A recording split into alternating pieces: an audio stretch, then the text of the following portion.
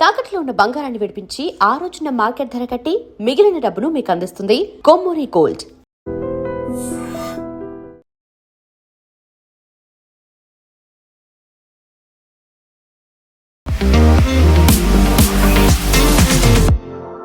నమస్తే, నేను Kavitha. Welcome to I dream news and నిజాలు.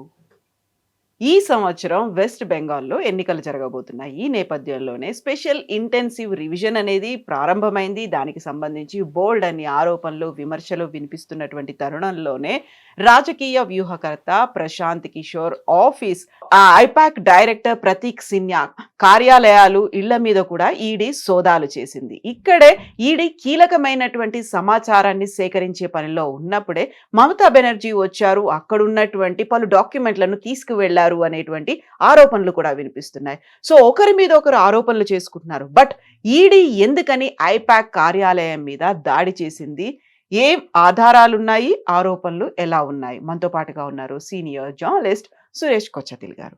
సార్ నమస్తే. సో మనం వెస్ట్ బెంగాల్ గురించి మాట్లాడుకున్నప్పుడల్లా మనం స్పెషల్ ఇంటెన్సివ్ రీజన్, అక్కడ ఉన్నటువంటి ఇన్ఫిల్ట్రేటర్స్ గురించి మాట్లాడుకునే వాళ్ళం. బట్ సరికొత్తగా ఇంకొక న్యూస్, ఈడీ ఎంటర్ అయింది, అక్కడ ఉన్నటువంటి స్ట్రాటజిస్ట్ ఐపాక్ ఆఫీసుల మీద దాడి చేసిందని. ఎందుకు దాడి చేయాల్సి వచ్చింది? ఇది యాక్చువల్లీ 2020లో ఒక కేసు రిజిస్టర్ అయింది. ఇది ఒక coal smuggling case. West Bengal, Bihar, జార్ఖండ్లో కోల్ స్మగ్లింగ్ అనేది చాలా నార్మల్. ఆ స్మగ్లింగ్ ఎట్లయితుందంటే, ఇప్పుడు వెస్ట్ బెంగాల్ తీసుకుందాం, లేకుంటే జార్ఖండ్ తీసుకుందాం, ఈస్టర్న్ కోల్ ఫీల్డ్స్ అక్కడ నంబర్ 1 కంపెనీ. మన దగ్గర సింగరేణి ఉన్నట్లు. ఇప్పుడు ఆలోచించండి, సింగరేణిలో రాత్రిపూట ఎవరు లేరు, లేకుంటే ఉంటే కూడా డబ్బులు ఇచ్చి వీళ్ళు వచ్చి కొంతమంది వచ్చి బొగ్గు తవ్వి ఒక లారీలు వేసుకొని వెళ్ళిపోతారు. అక్కడ చిన్న చిన్న కంపెనీలు ఉంటాయి, వాళ్ళకి అమ్ముతారు. అంటే వాళ్ళకి ఫర్ ఎగ్జాంపుల్ 100 రూపాయలకి ఒక లేకుంటే 1000 రూపాయలకి ఒక క్వాంటిటీ వస్తుంటే వీళ్ళు 500 ఆఫర్ చేస్తారు. వీళ్ళు ఎట్లా స్మగుల్ చేసి తీసుకొచ్చారు, డబ్బులు ఏం కట్టలేదు ఎక్కువ. సో ఆ డబ్బులు అట్లేదు. దాంతో ఏమవుతుందంటే వీళ్ళకు ఈస్టర్న్ కోల్ ఫీల్డ్స్ కానీ మిగతా కంపెనీస్కి, అది కోల్ ఇండియా కూడా వాళ్ళకి లాస్లో వెళ్ళిపోతారు. సో స్మగ్లింగ్ అనేది పెద్ద బిజినెస్. బీహార్లో ఒక టైంలో it was like a big mafia. Parallel government ఉండే, గవర్నమెంట్కి వచ్చే ఆదాయం కన్నా 30% వీళ్ళకి వస్తుంది ఆదాయం. అంత బిజినెస్ ఉండే అనమాట. 2020లో ఒక కేసు రిజిస్టర్ అయింది. ఇట్లానే ఒక జెంటిల్మెన్ మీద, మంచి అని చెప్పి ఆయనకి ఒక కేసు వేశారు. ఆయన మీద ఆల్మోస్ట్ 240 కోట్లు ఈ కోల్ తవ్వి తీసుకెళ్లారని చెప్పి కేసు ఉండే. కానీ ఆ డబ్బులు ఎక్కడ పోయిందని ఎవరికి తెలియదు. So it went via hawala route, Dubai ఎక్కడికి వెళ్ళి మళ్ళీ తిరిగి వచ్చింది ఆ డబ్బులు. అప్పుడు ఈడీ కేసు రిజిస్టర్ చేశారు. ఎందుకంటే ED gets involved only if there is a inter country involvement. Enforcement directorate అంటారు దాన్ని వాళ్ళు. సో ఈ కేసులో ఏమైందంటే, దీంట్లో ఎందుకంటే ఈ ఐపాక్ అనే ఆర్గనైజేషన్ ఇప్పుడు Prashant Kishor is not there in IPAC actually, technically లేరు. ఎందుకంటే he started a political party. So it was only Sinha who's running it technically. 2019లో మమతా బెనర్జీ ఎలక్షన్ వాళ్ళే హ్యాండిల్ చేశారు. 2024 కూడా వారే హ్యాండిల్ చేసినారంటే, but Mamata Banerjee is denying it. మాకు వాళ్ళతో ఏ సంబంధం లేదని చెప్పిన మనిషి నిన్న వెళ్ళి వాళ్ళ ఫైళ్ళు, హార్డ్ డిస్క్లన్నీ ఎత్తుకొచ్చారు అక్కడి నుంచి. ఎందుకు? ఎనీవే, సో కేసులో ఏమైందంటే, దీంట్లో ఈ డబ్బులు రూట్ చేసింది ఎలక్షన్ కోసం, పేమెంట్ కోసం ప్రతీక్ సిన్హాని ఐపాక్కి పేమెంట్ చేశారని చెప్పి ఈ ఫస్ట్ అక్యూస్ని ఇంటరోగేట్ చేసినప్పుడు ఆయన చెప్పారంట. అది 2-3 సోర్సెస్ నుంచి వచ్చి ఒక చాలా మటుకు ఆ పేమెంట్స్ అన్ని ఇర్రెగ్యులర్ పేమెంట్స్ ఉంటాయి. సో దానికి జరిగిన రేడ్ ఇది 2 ప్లేసెస్లో కలకట్టాలో జరిగింది. ఒకటి వాళ్ళ ఆఫీస్లో, ఒకటి ఆయన ప్రతీక్ రెసిడెన్స్లో. ఈమె వెళ్ళి ఆఫీస్కి వెళ్ళి అక్కడ ఉన్న కొన్ని ఫైల్స్, హార్డ్ డిస్క్ అని ఎత్తుకెళ్ళిపోయింది. మమతా బెనర్జీ వచ్చే ముందు అక్కడున్న కలకట్టా పోలీస్ కమిషనర్ కూడా వచ్చారంట అక్కడ. Technically that's a violation. ఎందుకంటే ఒకసారి ఒక రేడ్ నడుస్తున్నప్పుడు nobody suppose to enter or leave. అది నేను ఒకసారి ఒక ఇన్కమ్ ట్యాక్స్ రేట్లో వాడాను. నేను కూడా ఇప్పుడు కాదు, ఒక 20-30 సంవత్సరాల ముందు నేను పనిచేస్తున్న కంపెనీ మీద రేడ్ చేశారు వాళ్ళు. ఆ టైంలో మొబైల్ ఫోన్లు ఏం లేవు, కానీ ల్యాండ్ లైన్ మొత్తం డిస్కనెక్ట్ చేసి పడేశారు వాళ్ళు. అక్కడ ఉన్న ఎంప్లాయీస్ని అందరిని చెక్ చేసి బయట పంపించారు. బయట వాళ్ళని ఎవరిని లోపల దానియాలో, only company MD and chairman was there. వాళ్ళని ఇంట్రోగేట్ చేశారు. ఇంట్రోగేట్ చేసి పాప ఎండీకి హార్ట్ అటాక్ కూడా వచ్చేసింది లాస్ట్. అంత ఇంట్రోగేషన్ సస్టైన్గా ఉంటుంది అనమాట. ఈ కేసులో కూడా ఇంట్రోగేషన్ చేయడానికి ప్రతీక్ని పిలిపించారు. ఆయన ఏం చేశారు, మమతా బెనర్జీకి ఫోన్ చేశాడు. ఫోన్ చేసి నన్ను ఇట్లా వేసుకెళ్ళిపోతున్నారు, మళ్ళీ డెఫినెట్గా మీ పేరు చెప్పాల్సి వస్తుంది అక్కడి చెప్పుంటాడు ఆబ్వియస్లీ. సో ఆమె పానిక్ అయ్యి ఆమె వచ్చేసి, ఆలోచించండి, ఒక కాన్స్టిట్యూషనలీ ఎలక్టెడ్ ముఖ్యమంత్రి ఒక రేడ్ నడుస్తున్నప్పుడు అక్కడ వచ్చి డాక్యుమెంట్లు పట్టుకెళ్ళడం ఎందుకు? ఎప్పుడు చేయకూడదు అది. ఎందుకంటే the other party is also constitutional body, enforcement directorate. మీకు ప్రాబ్లం ఉంటుంటే మీరు ఏం చేయాలంటే మీ పార్టీ వాళ్ళని ఎవరైనా పంపిస్తే ఎవరు అబ్జెక్ట్ కూడా చేయరు. అంటే తెలియదు వాళ్ళకి ఎవరో వచ్చారో ఎవరో తీసుకెళ్లారని, వాళ్ళే ఈడీ అనుకుంటారు బహుశా. ఇది ఈమె రావడం ఏంటి, దానికన్నా ముందు పోలీస్ కమిషనర్ రావడం అంటే వీళ్ళ మీద ప్రెషర్ పెట్టడానికి చేసింది. And you cannot take away any evidence as per the act. So వీరు ఎవిడెన్స్ కూడా తీసుకెళ్ళిపోయారు. సో దాని వ్యతిరేకంగా ఇవాళ నిన్న రాత్రినే ఎన్ఫోర్స్మెంట్ డైరెక్టరేట్ కల్కట్టా హైకోర్టులో కేసు వేశారు. దాని వ్యతిరేకంగా వీళ్ళు కూడా కేసేశారు. ఎవరు ఈడీ కేసేశారు, మమతా బెనర్జీ ఇట్లా ఇంటర్ఫియర్ చేసిందని చెప్పి. దాని వ్యతిరేకంగా ప్రతీక్ సిన్హా అండ్ మమతా బెనర్జీ అంటే టీఎంసీ వాళ్ళు కేసు ఫైల్ చేశారు. ఇట్లా ఇల్లీగల్ ఇది అది ఇది అని చెప్పి. ఇవాళ ఢిల్లీలో ఒక ఎంపీస్ డెమాన్స్ట్రేషన్ కూడా చేశారు. డెరిక్ ఒబ్రైన్, మహువా మైత్రా వాళ్ళని ఎత్తుకెళ్లారు పోలీసు వాళ్ళు అమిత్ షా ఇంటి ముందు. సో మమతా బెనర్జీ ఎందుకు భయపడుతుంది? That is the first thing we should ask. ఆమె దగ్గర ఏ ప్రాబ్లం లేదు, నాకు ఐపాక్తో సంబంధం లేదు, 2019లో అయిపోయిందని చెప్పినప్పుడు 2025లో వెళ్ళి ఫైల్ పట్టుకురావడం ఎందుకు? ఆమెని she give away the game immediately. ఆ ఇమ్మెచ్యూరిటీ అక్కడ చూపిస్తుంది మమతా బెనర్జీది. అది ఒక సైకలాజికల్ ప్రాబ్లం యాక్చువల్లీ. ఆమె భయపడుతుంది, భయపడినప్పుడు ఏదేదో చెప్పేస్తుంది. ఇప్పుడు ట్రంప్ లాగానే అది కూడా. Trump will talk something and suddenly Apache 65 హెలికాప్టర్లు అంటాడు, ఇక్కడ 28 ఆర్డర్ చేశారంటే 28 అని. అచ్చచ్చ ఓకే దెన్ ఇది సేమ్ ట్రంప్ది కూడా ఇట్లనే ఉంది యాటిట్యూడ్. కానీ మమతా బెనర్జీ ప్యానిక్ అవుతుంది. దీనికన్నా ముందు కూడా మనం చూసాం స్ట్రీట్ డెమాన్స్ట్రేషన్స్ లీడ్ చేస్తుంటే. ఒక ముఖ్యమంత్రి ఎప్పుడు చేయకూడదు. మీరు ఎప్పుడైనా కేరళ ముఖ్యమంత్రి కానీ రేవంత్ రెడ్డి కానీ ఆపోజిషన్ పార్టీకి చెప్తున్నాను నేను, I'm not talking ruling party.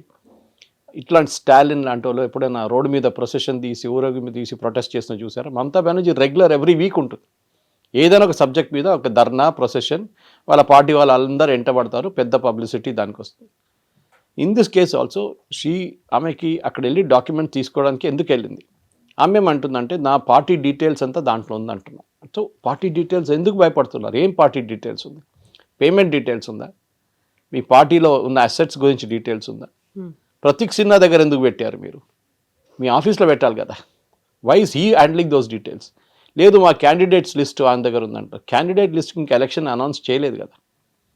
2024 ఎలక్షన్లో పని చేయలేదు అన్నారు మీరు. ఇప్పుడు 25 ఎలక్షన్ కాంట్రాక్ట్ ఇచ్చారా?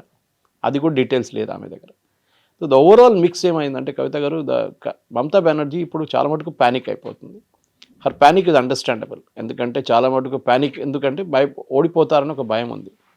58 లక్షల మందిని తీసేసిన తర్వాత ఓటర్స్ని ఇంకొక 50 లక్షల మంది కూడా పోతారు. 1 కోటి మంది ఎలక్షన్ లిస్ట్ నుంచి బయటకు అయిపోతారు. మనం దీని గురించి ముందు మాట్లాడాం కూడా. ఆ 1 crore పోతే మమతా బెనర్జీ ఛాన్సెస్ చాలా మటుకు ఇంపాక్ట్ అవుతుంది. బీజేపీ ఫుల్ మోడ్లో ఉన్నారు. ఇంకొక ఇంట్రెస్టింగ్ ఘటన జరిగింది నిన్న. జేపీ నడ్డా గారు బీజేపీ ఒక మీటింగ్ పెట్టారు కల్కటాలో ఒక స్టార్ హోటల్ అనుకుంటాను, సమ్ వెన్యూ ఇట్ వాస్. నేను exactly don't remember the venue. అక్కడ కల్కటాలో ఉన్న సీనియర్ పోలీస్ ఆఫీసర్ వచ్చారంట ఆ మీటింగ్ నడుస్తున్నప్పుడు. సో మీడియా, ఆయన సివిల్ డ్రెస్లో వచ్చారు, కానీ మీడియా గుర్తుపెట్టారు ఆయన. మీరేం చేస్తున్నారు ఇక్కడ బీజేపీ మీటింగ్ కదా అంటే ఆయన అప్పుడే తిరిగి లేదు నేను ఒకరిని కలవడానికి వచ్చానని చెప్పేసి వెళ్ళిపోయారంట. ఎవరిని కలవడానికి వచ్చారు? జేపీ నడ్డా గారు ఉన్నారు కదా అక్కడ, వాళ్ళ పార్టీ లీడర్స్ ఉన్నారు, వాళ్ళని కలవడానికి వచ్చారా? లేకుండా మీటింగ్లో ఏం జరుగుతుందని చెప్పి ఇంటెలిజెన్స్ రిపోర్ట్ ఇవ్వడానికి వచ్చారా? అదొక మాట. ఇదన్నీ నడుస్తున్నప్పుడు వెస్ట్ బెంగాల్ గవర్నర్ ఆయన మీద ఆనంద బోస్, అండ్ మమతా బెనర్జీ వాళ్ళకు అస్సలు పడదు. ఆయన మీద నిన్న రాత్రి ఒక థ్రెట్ వచ్చింది, డెత్ థ్రెట్, చంపేస్తామని చెప్పేసి. That must be a hoax కానీ వచ్చింది. ఇప్పుడు దాన్ని ఇన్వెస్టిగేషన్ కూడా నడుస్తుంది. ఓవరాల్గా చూస్తే ఇప్పుడు ఏమవుతుందంటే మమతా బెనర్జీ పార్టీ వాళ్ళు ఇప్పుడు ఈ ఇంట్రెస్టింగ్ ఎపిసోడ్ ఏంటంటే కవిత గారు, reaction from Congress and CPM. Congress నుంచి అధీర్ రంజన్ చౌదరి కామెంట్ చేశారు, మమతా బెనర్జీ ప్యానిక్ అవుతుంది, మమతా బెనర్జీ ఎందుకు భయపడుతుంది, మమతా బెనర్జీ ఎందుకు పరిగెత్తుకుంటూ అక్కడ వెళ్ళింది అని చెప్పి కాంగ్రెస్ క్రిటిసైజ్ చేస్తున్నారు. సిపిఎం కూడా అదే క్రిటిసిజంలో వచ్చారు. సో సిపిఎం, బీజేపీ, కాంగ్రెస్ ఒకటివైపు వెళ్ళి మమతా బెనర్జీ మీద అటాక్ చేస్తున్నారు. కానీ ఎలక్షన్ వచ్చేదాకా ఇప్పుడున్న రిపోర్ట్స్ ప్రకారం కాంగ్రెస్ అండ్ సిపిఎం సపరేట్గా పోటీ చేయబోతున్నారు ఈసారి. That doesn't make a difference, ఎందుకంటే ఎట్లయినా వాళ్ళకి 0 సీట్లు వస్తుంది, ఒక సీట్ కూడా రాదు. కానీ interestingly Mamata Banerjee attitude suddenly అని కదా, మీకు దీనికన్నా ముందు కూడా ఉండే ఇట్లాంటి సిచ్యువేషన్స్ వచ్చినప్పుడు ప్యానిక్ అయిపోతున్నాము. వెళ్ళి ఏదేదో చెప్పేస్తుంది, మోదీ గారిని తిట్టేస్తుంది, అమిత్ షా గారిని చాలా హార్ష్ లాంగ్వేజ్ యూజ్ చేశారు. అట్లాంటి చాలా మటుకు చేసి కాన్స్టిట్యూషనల్ హెడ్ ఎప్పుడు చేయకూడదు ఇదంతా. మీరేదో రోడ్డు మీద తిరుగుతున్న ఒక గుండాలాగా బిహేవ్ చేస్తే అది బాగుండదు. ఎవరో ముఖ్యమంత్రి అంటే ఆ డీసెన్సీ మెయింటైన్ చేయాల్సి వస్తుంది. అది ఎవరైనా కానివ్వండి, it might be Devendra Fadnavis or it might be Nitish Kumar or it might be somebody else like Siddaramaiah. మీరు ఆ డీసెన్సీ మెయింటైన్ చేయాల్సి ఉంది. మూమెంట్ మీరు ఆ లక్ష్మణ్ రేఖ క్రాస్ చేస్తారు చూడండి, then you will run into legal issues. అదే ఇప్పుడు జరుగుతుంది మమతా బెనర్జీ. సో ప్రతీక్ జైన్ వైఫ్ కూడా వెళ్ళి కంప్లైంట్ చేసింది ఈడీ మీద. మమతా బెనర్జీ ఏమో ఒక మాట అంటున్నారు, ఎందుకు రాజకీయంగా కక్ష సాధింపుగా ఈడీ ఎందుకని వ్యవహరిస్తోంది, అలా అటాక్స్ చేయడం ఏంటి, ఈడీ రైట్స్ చేయాల్సినటువంటి అవసరం ఏముంది అనే మాట. ED will act on an FIR. మనం ఈడీ లా తెలుసుకుంటే మన నేషనల్ హెరాల్డ్ కేసులో అదే అయింది. వై సడన్లీ సోనియా గాంధీ, రాహుల్ గాంధీ అంతా ఫ్రీ అయిపోయారు, ఫ్రీ కాలేదు వాళ్ళు. ఈడీకి ఒక ఎఫ్ఐఆర్ కావాల్సి వస్తుంది. ఎవరో ఒకరు ఎఫ్ఐఆర్ ఫైల్ చేస్తేనే ED can take up the case. ED on its own ఏం చేయలేరు. వాళ్ళ దగ్గర ఒక లా ఉంది ఈసీఐఆర్ అని చెప్పి, but that is not equivalent to FIR. ఏదో 2-3 సుప్రీంకోర్టు జడ్జ్మెంట్లో ECIR is equal to FIR అని చెప్పారు, కానీ అది లీగలీ టెనబుల్ కాదు. సో ఈ ఎఫ్ఐఆర్ ఎవరు రిజిస్టర్ చేశారు? ఎఫ్ఐఆర్ రిజిస్టర్ చేసింది ఈస్టర్న్ కోల్ ఫీల్డ్స్ వాళ్ళు. మా దగ్గర నుంచి బొగ్గు దొంగతనం అవుతుంది, వీళ్ళు ఉన్నారు అని చెప్పి. సో రేడ్ చేశారు పోలీసు వాళ్ళు, పట్టుకున్నారు వీళ్ళని. పట్టుకున్న వాళ్ళు పోలీస్ స్టేషన్ తీసుకెళ్ళి కొడితే వాళ్ళు చెప్పుంటారు, మేము వీళ్ళకి డబ్బులు ఇచ్చామని చెప్పి. ఎలక్షన్ ఫండింగ్ కోసం ఈ డబ్బులు వాడుకుంటున్నాము. ఎలక్షన్ ఫండింగ్లో డైరెక్ట్ పార్టీకి డబ్బులు ఇవ్వకుండా పార్టీ అపాయింట్ చేసిన ఏజెంట్ ఎవరున్నారో ఐపాక్ ఇన్ దిస్ కేస్, వాళ్ళకి డబ్బులు ఇస్తున్నాం. That is the statement that has been given అన్నమాట. ఆ స్టేట్మెంట్ మీదనే ఈడీ యాక్ట్ చేశారు. ED on their own cannot go and act.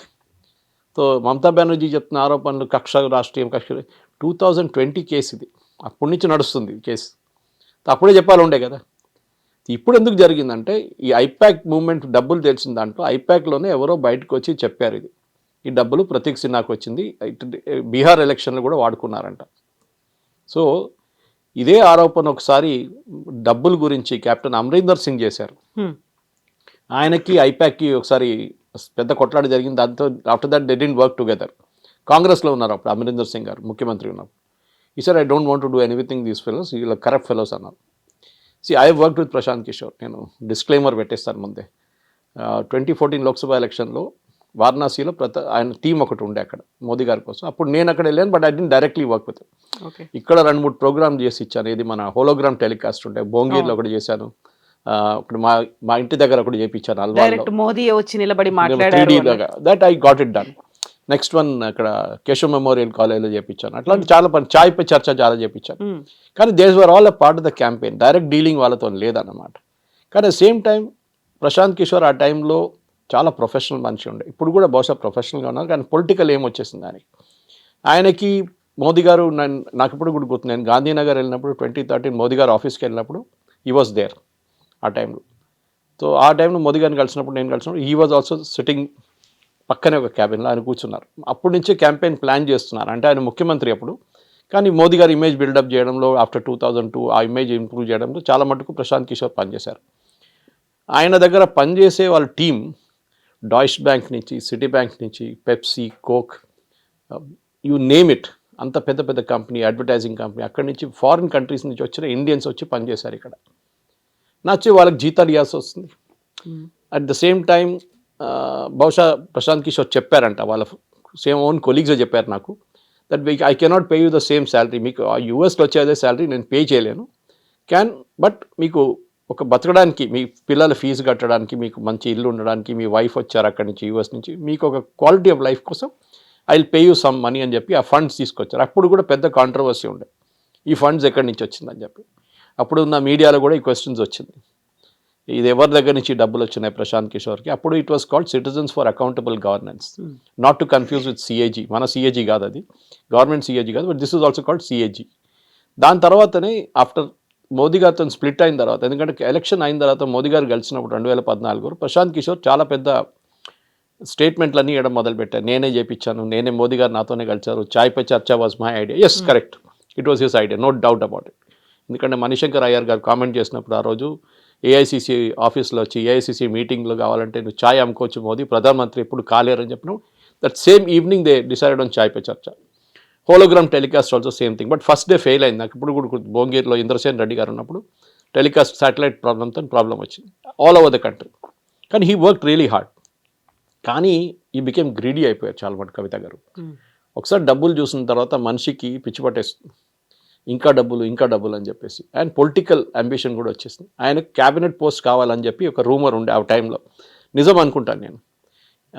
Cabinet post కావాలని చెప్తే అమిత్ షా గారు రిజెక్ట్ చేశారంట. కాదు, దిస్ ఇస్ బీజేపీ, మా దగ్గర 30 సంవత్సరాల నుంచి పనిచేసే వాళ్ళు కార్యకర్తలు ఉన్నారు, వాళ్ళకి ఫస్ట్ ప్రిఫరెన్స్ ఉంటుంది, మీరు మొన్న వచ్చారు, you do your work, we will support you, కానీ క్యాబినెట్ పోస్ట్ ఏమి ఇవ్వమని చెప్పారు. దాంతోనే ఆయనకి మోదీ గారికి స్ప్లిట్ అయిపోయి then he started working for other parties. దాంట్లో మనకు తెలిసింది స్టాలిన్ కోసం, డిఎంకే కోసం పనిచేశారు ఇక్కడ.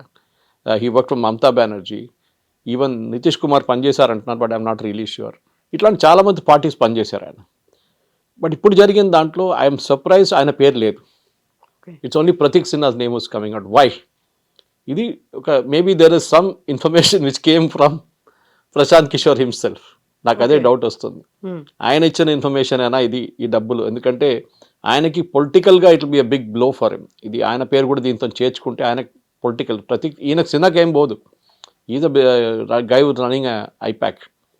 కానీ దీని వెనక పెద్ద ఒక స్టోరీ ఉంది. ఏదో మమతా బెనర్జీ చెప్తున్నట్లు ఏదో ఏం లేదు, చిన్న ఇష్యూ, లేకుంటే వీళ్ళు పొలిటికల్ చేస్తున్నారు, ఎలక్షన్ వస్తుందని చెప్పి రేట్లు చేపిస్తున్నారు అంటే you should be cool about it. సరే రేట్ చేయండి, మీ మీద రేట్ చేయలేదు కదా. అది నిన్న స్టేట్మెంట్ కూడా ఇష్యూ చేశారు ED. We never rated any political party, ఏ పొలిటికల్ పార్టీ ఆఫీస్కి వెళ్ళలేదు. ఈ కోల్ స్మగ్లింగ్స్ కేసులో డబ్బులు, the way the money he's flown from హవాలా route, it has reached IPAC office అని one of the accused himself he's made a statement. దాన్ని బట్టి మేము అక్కడ వెళ్ళి డాక్యుమెంట్స్ చెక్ చేస్తున్నాడు, ఈ మధ్య అదే డాక్యుమెంట్స్ ఎత్తుకపోయింది. సో అది క్వశ్చన్ వస్తుంది ఇప్పుడు, what kind of document should you pick up and go? That is a big question. మీరు ఇన్వెస్టిగేషన్ని హ్యాంపర్ చేస్తారంటే that is also offence actually. And as a ముఖ్యమంత్రి మీరు ఉన్నప్పుడు, మీరు ప్రమాణ స్వీకారం చేసినప్పుడు I will preserve, protect and defend the constitution of India as by law established అన్నారు. అది ఒక పెద్ద ఇష్యూ. ఇదన్నీ ఓవరాల్ పిక్చర్ చూస్తే definitely Mamata Banerjee is in trouble, దాంట్లో డౌట్ లేదు. కానీ ఇప్పుడు ఆ లీగల్ ప్రాబ్లం ఎంత ఉంటుందో మనం కల్కటా హైకోర్టులో హియరింగ్లో చూడాల్సింది. It has been postponed, I think 1-2 రోజులు పోస్ట్పోన్ చేశారు ఇప్పుడు. కానీ డెఫినెట్లీ ఈడీ దగ్గర ఈ డాక్యుమెంట్ కాకపోతే ఇంకో డాక్యుమెంట్ కూడా దొరుకుతుంది వాళ్ళకి. And this guy Sinha will have to make a statement. వాళ్ళ వైఫ్ ఈ దేని మీద కంప్లైంట్ ఫైల్ చేశారో అని నాకు తెలియదు, బట్ యూజువల్లీ ఏం చేస్తారంటే హెరాస్ చేశారు అది ఇది అని చెప్పి ఈడీ హెరాస్ చేసింది, అక్కడ ఉన్న ఫైల్స్ ని ఈడీ ఎత్తుకెళ్ళింది అనేది తను వాళ్ళ జాబ్. అది ఆమెని ఫిజికలీ హెరాస్ చేయలేదు కదా. ఓకే, దేవుడ picked up the file and గా, నీకు భయం ఎందుకు ఫైల్ ఎత్తుకెళ్తే? What the part of the procedures. మీ సంతకం తీసుకుంటారు వాళ్ళు, ఈ ఫైల్ తీసుకెళ్తున్నాం దీంట్లో 100 పేజీలు ఉన్నాయని చెప్పి మీ సంతకం వాళ్ళు they take make all list of all assets. వాళ్ళు ఎత్తుకెళ్తాం, హార్డ్ డిస్క్ తీసుకెళ్తున్నాం, మీ మొబైల్ ఫోన్ తీసుకెళ్తున్నాం, అన్ని డీటెయిల్స్ రాసి ఇవ్వాల్సి వస్తుంది. దిస్ ద లీగల్ ప్రొసీజర్ అది. సో ఆమె కావాలని చెప్పి డెఫినెట్లీ మమతా బెనర్జీ వాళ్ళు చెప్పుంటారు, మీరు కేసు ఫైల్ చేయండి ఈడీ ఎత్తుగా, మేము చూసుకుంటాం, మా పోలీసు వాళ్ళే కదా వాళ్ళు వచ్చి వీళ్ళు ఎత్తుకెళ్తారని. అది జరగదు. ED is protected under law. So వాళ్ళని ఇట్లా మీరు ఒట్టివల్లి హరాస్ చేయలేరు, అది ఒక లా ఉంది. దాని వ్యతిరేకంగా నిన్న రాత్రి న్యూస్ వచ్చింది నాకు. చాలామంది కొంతమంది ఫోన్స్ మీడియాలో ఉన్న ఫ్రెండ్స్ ఫోన్ చేసి అడిగారు, ఇదేంటి ఈమె కేసు ఫైల్ చేస్తుంది ఎన్ఫోర్స్మెంట్ డైరెక్టర్. నేను చెప్పిన మమతా బెనర్జీ cannot file a case. It can be other Sinha or his wife. ఇప్పుడు మీరు చెప్పినప్పుడు నాకు తెలిసింది it is his wife who filed a complaint, not him. But మమతా బెనర్జీకి ఐపాక్ మీద ఎందుకంత నమ్మకం, అంత డిపెండ్ అయ్యేటువంటి పరిస్థితి ఏంటి అసలు? యాక్చువల్గా ఎవరైతే ఎస్టాబ్లిష్ చేశారో ప్రశాంత్ కిషోరే వెళ్ళిపోయారు, ఇన్ని పార్టీలకు వర్క్ చేశారు, బట్ జనసురాజ్ పార్టీ బీహార్లో ఘోరంగా ఓడిపోయింది, అసలు హీ కుడ్ నాట్ పర్ఫామ్. అలాంటి కండిషన్లో ఐపాక్ మీద అంత డిపెండ్ అయ్యేటువంటి పరిస్థితి, అంత నమ్మకం ఎందుకు పెట్టుకుంది తను? ఐ థింక్ మమతా బెనర్జీకి ఇప్పుడు చాలా అవసరం ఐపాక్. ఎందుకంటే ఇంగ్లీష్లో మేము స్లైస్ అండ్ డైస్ అంటాం స్టాటిస్టిక్స్లో. ఒక కాన్స్టిట్యున్సీలో 30,000 నుంచి 40,000 ఓట్లు వెళ్ళిపోతే have been remove from the rolls అంటే అది ఏ పార్టీ గెలిచిందో వాళ్ళకే problem. Last time Mamata Banerjee TMC party, if my memory serves me right, 215 సీట్లు గెలిచారు వాళ్ళు, 215-17. బీజేపీకి 77 వచ్చినాయి, వీళ్ళిద్దరికి 0. మిగతా చిన్న చిన్న పార్టీలకి ఏదో వచ్చినా కానీ the major part went to these 2.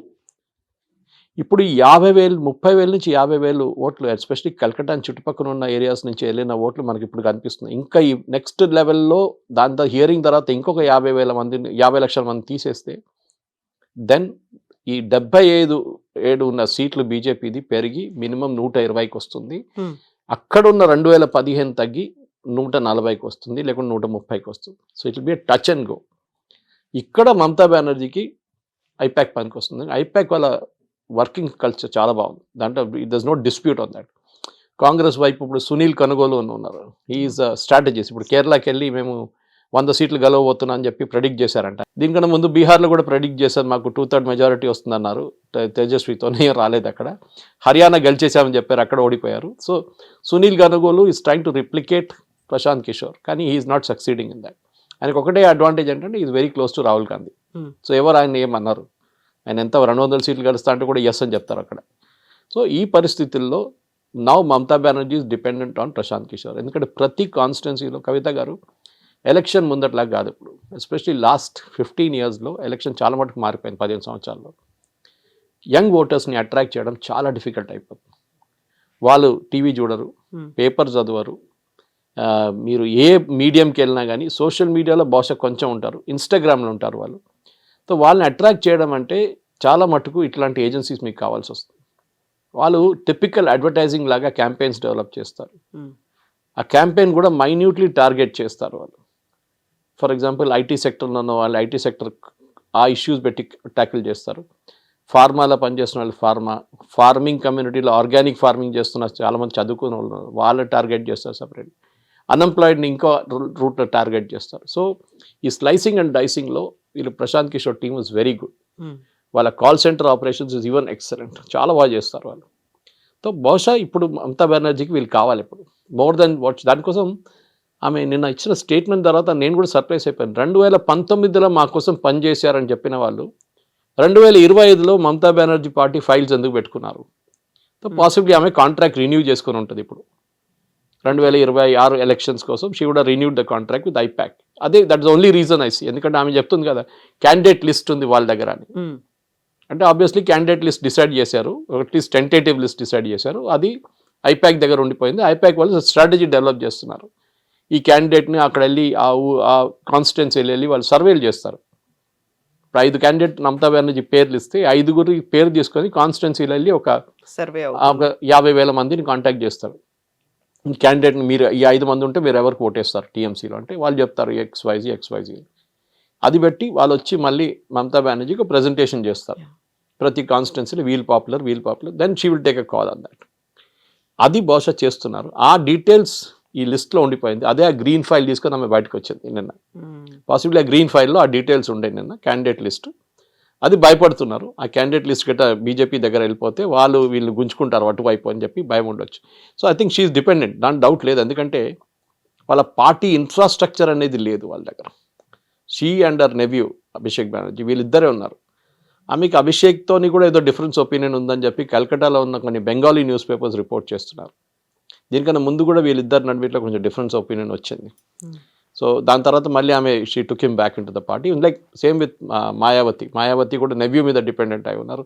వాళ్ళిద్దరు ఒకసారి కొట్లాడుకొని మొత్తం సపరేట్ అయిపోయారు, మళ్ళీ రిటర్న్ వచ్చారు ఇప్పుడు. So this election definitely Mamata బెనర్జీకి ఐపాక్ కావాల్సి, ఐపాక్ కాకపోతే ఇంకేదైనా agency, but I'm sure that ఐపాక్తో వాళ్ళకి ఏదో ఒక వర్కింగ్ రిలేషన్షిప్ డెఫినెట్గా ఉంది.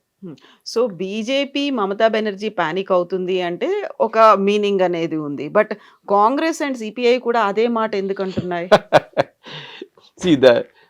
ఏం చెప్తారు, బెగ్గర్స్ కెన్ బి చూసర్స్ అంటారు ఇంగ్లీష్లో. అవును, ఓకే, వాళ్ళు ఏం చేసుకుంటారు పాపం, వాళ్ళకి 0 సీట్స్.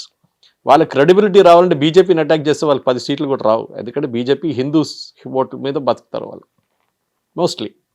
కానీ వీళ్ళ ఓటు ఎవరు, మమతా బెనర్జీ ముస్లిం ఓట్స్, అది కూడా బంగ్లాదేశీ ముస్లిమ్స్ చాలా మట ఆరోపణ ఉంటుంది ఇప్పుడు. కాంగ్రెస్ కూడా అంతే. So the target is same for all this 3 people. రేపు ఓవైసీ వస్తే ఆయన 4వ మనిషి అయిపోతాడు దీంట్లో బార్గెన్లో.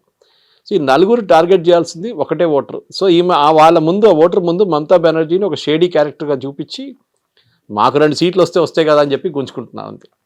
So attacking your enemies my friend అని చెప్పేటట్లు బీజేపీ అయిపోయినారు అన్నమాట ఇటువైపు. అటువైపు వాళ్ళు డెఫినెట్లీ తృణమూల్ని అటాక్ చేస్తారు, బీజేపీని చేయరు వాళ్ళు. ఎందుకంటే వాళ్ళ ఓటింగ్ పాపులేషన్ అక్కడ లేదు వాళ్ళకి.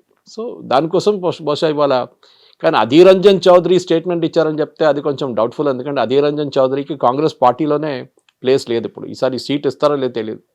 ఈ was a 5-time MP and last leader of opposition. Exactly దీనికన్నా ముందు ఉన్న లోక్సభలో even though leader of opposition post లేకుండే, but he was still the leader of Congress in the Lok Sabha. కానీ ఈసారి రాహుల్ గాంధీ వచ్చి ఆ టైటిల్ తీసుకెళ్ళిపోయాడు. ఈయనని ఐ థింక్ యూసుఫ్ పఠాన్ ఓడించారు ఆఫ్టర్ 5 టర్మ్స్ 6 టర్మ్స్లో లోక్సభ ఆయన గెలవలేదు ఈసారి. So it will be an interesting thing. But నా అంచనా ప్రకారం మమతా బెనర్జీ ఈజ్ ప్యానికింగ్. ఎందుకంటే ఎప్పుడైనా మీరు ఎలక్షన్ ఓడిపోతున్నప్పుడే మీరు ప్యానిక్ అవుతారు. Otherwise you'll never panic. మీరు గెలవడం కాన్ఫిడెంట్ ఉంటే మీరు ప్యానిక్ గారు. ఇప్పుడు ముంబైలో చూడండి, బిర్హన్ ముంబై ఎలక్షన్లో అందరికన్నా ఎక్కువ లొల్లి ఎవరు చేస్తున్నారంటే శివసేన, ఉద్ధవ్ థాకరే అండ్ రాజ్ థాకరే. ఇప్పుడు వాళ్ళు టీం అయిపోయారు. వాళ్ళే ఇప్పుడు సంజయ్ రావత్ కానీ వీళ్ళు కానీ రోజు ఆరోపణలు చేయడం అది ఇది అని చూస్తాను. నేను ముంబై పేపర్స్ ట్రాక్ చేస్తాను. నేను దాంట్లో ఉంటుంది, మనకు నేషనల్ లెవెల్ అంత రాదు న్యూస్ బయటికి, కానీ ముంబైలో చాలా ఇంట్రెస్టింగ్ కంటెస్ట్ నడుస్తుంది. ఇంకా ఎవరు కంప్లైంట్ చేస్తున్నారు? షిండే గ్రూప్ కంప్లైంట్ చేస్తున్నారు, which is a part of the NDA alliance. అది ఇంకో పాలిటిక్స్ అక్కడ. సో మనం పాలిటిక్స్లో there are no permanent friends and enemies అంటాం మనం. ఎగ్జాక్ట్లీ. అదే ఇక్కడ బెంగాల్లో కూడా జరుగుతుంది. ఇప్పుడు జరిగే దాంట్లో నా అంచనా ప్రకారం it will be very tough contest. If 1 crore ఓటర్స్ని తీసేస్తే బీహార్లో జరిగినట్లనే చాలా మార్పు బెంగాల్లో కూడా రావచ్చు. అది మన ఈ రేట్స్తో సంబంధం లేదు, because rates of nothing to do with it. ఈ రేట్స్ మ్యాక్సిమం ఏం చేస్తారంటే ఫండింగ్ ఆపేస్తారు. డబ్బులు ఫ్లో ఉంటుంది చూడండి ఎలక్షన్ freeze ముందు, అయిపోతాయి. మందు కోసము పెట్రోల్ పోపించుకోవడానికి బండ్లు, అది కాకుండా ఈ ఓటర్స్ని తీసుకురావడానికి బండ్లు, అది కాకుండా ఓటర్కి డబ్బులు ఇవ్వడము, ఇదన్నీ డబ్బులు ఉంటుంది చూడండి. ఈ డబ్బులు వాడుకుంటారు దానికి. ఆ డబ్బులు బహుశా దీంతో ఆగిపోయి ఉంటుంది. అది ఉండొచ్చు రీజన్. మమతా బెనర్జీ దానికోసమే అంటుంది కదా, ఎలక్షన్ టైం ముందు చేస్తున్నా అంటే this must be the reason for it. ఇంకే రీజన్ లేదు. Yes sir, thank you so thank much you very sir. Much. Thank you.